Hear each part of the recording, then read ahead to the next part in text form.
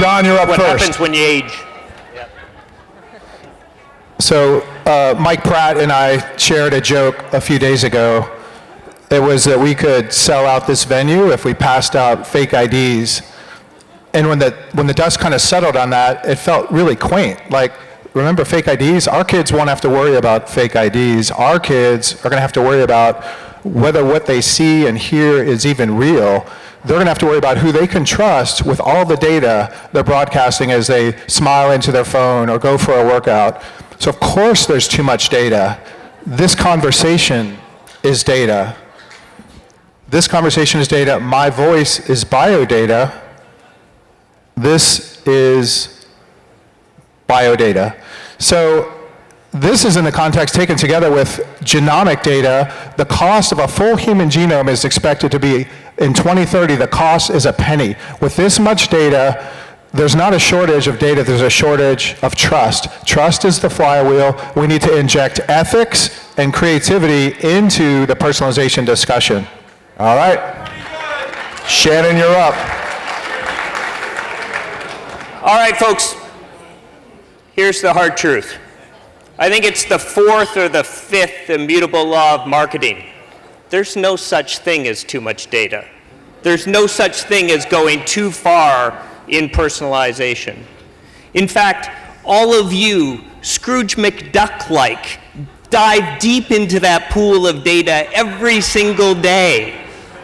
And in fact, the only reason we ever say the words too far or too much when it comes to data or personalization is when we screw it up.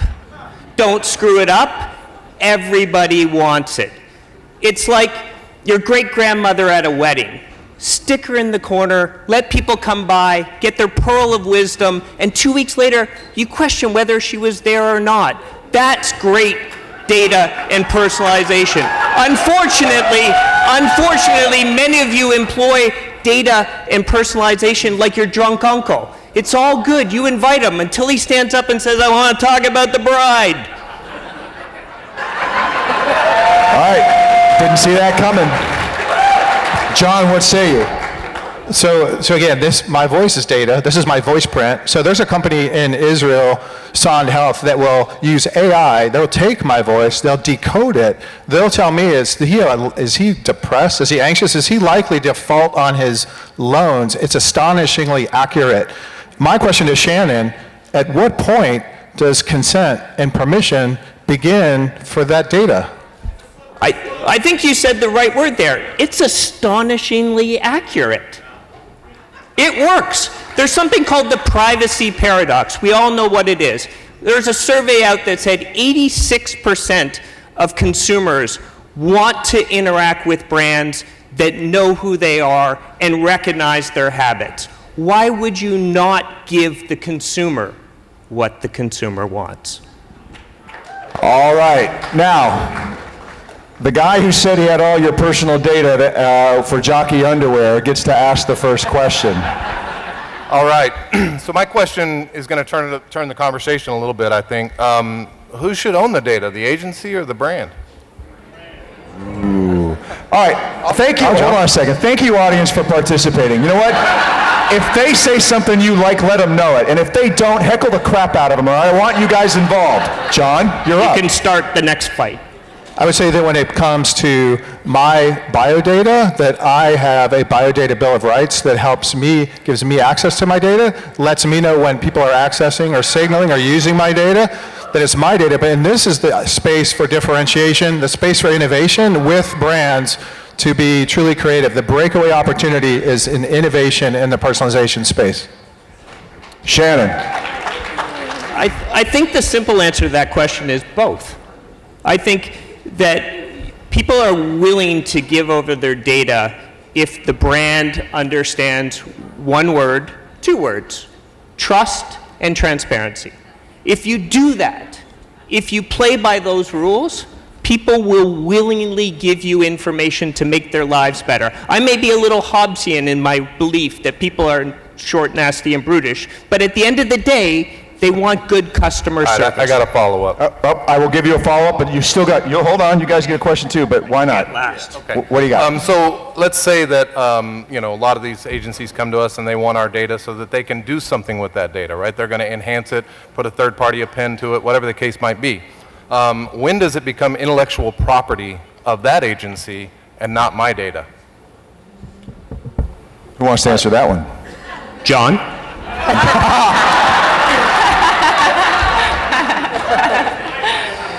Because we have a biodata bill of rights that we've engineered together to innovate in this space, we've got a solution for that we've worked on together with. But a point that I wanted to make for the CMOs is fundamentally it's how do we allocate. I'm not arguing against data and personalization. I'm arguing for creativity. I'm arguing for ethics and innovation added to that in joint venture with the customer. But you can't have creativity and innovation if you stifle the very essence of what that is, which is trying to push the boundaries of what's possible. Do it correctly, don't screw it up, and everyone is happy. It's a really simple equation. Unfortunately, the challenge is most agencies aren't set up to handle the responsibility. I think it was Kierkegaard who said, with great power no, that was Spider-Man. With great power comes great responsibility. You have a great responsibility. Don't screw it up. Go to the pros, use experts. And when you go offside, admit it, move on, and work back to gain trust. Simple. All right, now we have one more question. Wait. Yvonne wanted to, but you're the head ref, so you can overrule her. I'm going to overrule. Oh, okay.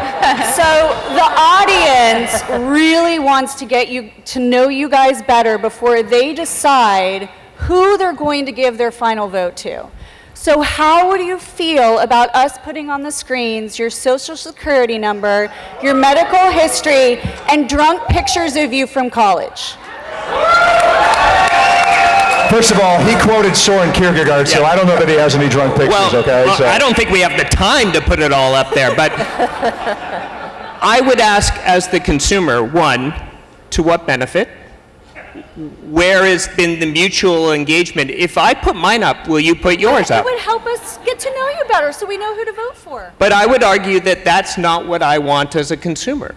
What I want as a consumer is charming, not alarming. I mean, don't go too far in that equation. John? So the topic again is data and personalization, too much, too far? Of course it's too much, too far. YouTube was just fined $170 million for tracking voice data. It was children's voice data. That's so not of course it's personalization, that's a rotated. felony. Not allowed to interrupt your Fight Club. Not allowed to interrupt. Go ahead, John. So I think I'm feeling aligned that it's very simple to go too far. We need to joint venture with consumers to figure out how to innovate in this space. It's a breakaway brand opportunity. Wow. Start voting. Start voting. And the winner is Shannon Ryan.